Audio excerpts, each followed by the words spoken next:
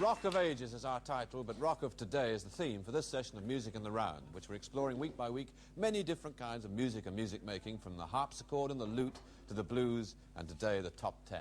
What you've just heard was, in fact, a top 10 number from last autumn called Jeepster, and the composer is our guest of honour for tonight, Marc Bolan. In this programme, he'll be singing some of his songs with his group T-Rex, short for Tyrannosaurus Rex, which means, I think, Mark will correct me if I'm wrong, a king-size version of a very extinct animal like a dinosaur. But there's nothing extinct about T-Rex. Last year they sold literally millions of records, and they're hard at it again this year. A few of their fans, just a few of the thousands, have squeezed into the Cockpit Theatre here in London, and they'll have a chance to ask Mark some questions later in the programme. But I'll begin with my own question, if I may, Mark, asked out of friendly ignorance. That number you just did, Jeepster, is that by any stretch of the imagination rock, or is that something different? Did we get the title right? Is it rock?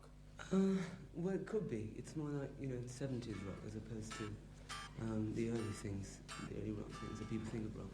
What's the difference? When you say 70s rock, what does that mean? It's the quality, man. Those early records were really incredible, but they weren't sort of stereo or anything, and there was very little bass on them, you know. And what I'm really interested in doing is getting the excitement down that was generated, that I felt as a kid, certainly in those things.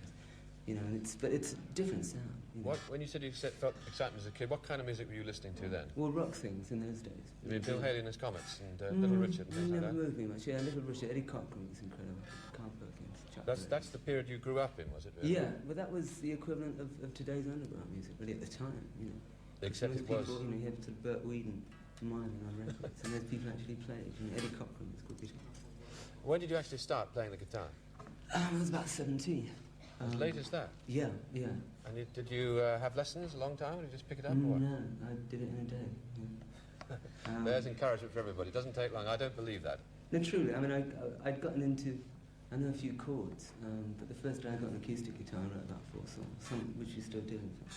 Why, in this kind of music, why 4 rather than 8 or 12 players? If the idea is to make a lot of exciting noise, why stick for 4 players only? Well, you go beyond the amount of communication you can get with people after a while. You know? I started out, you know, just with 2 people, and slowly I augmented it when I thought I could cope with it, you know. But I enjoy like working with perhaps a string section, so there's a lot of people. I wouldn't want to have that responsibility of having to work with them all the time. You know? But this is your basic T-Rex group of 4 players. Sure, yeah, and it's a question of economics as well, believe it or not. I mean. Yeah.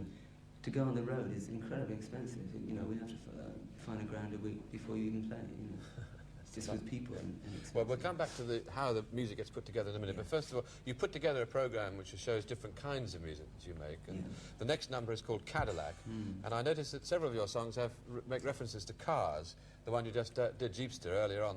There's a verse about. I wrote it down. Just like a car. You're pleasing to behold. I'll call you Jaguar if I may be so bold. I meant the animal, actually. I see. But I noticed in another of your lyrics you say, I'll buy you a car and then I'll throw it away later.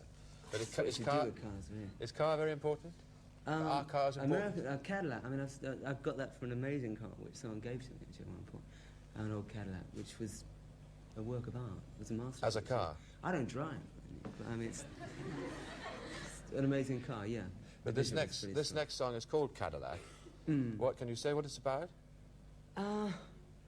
It's not really about too much at all, actually. It's not about Cadillacs for a start. But we'll play it and we'll see if you can work it out.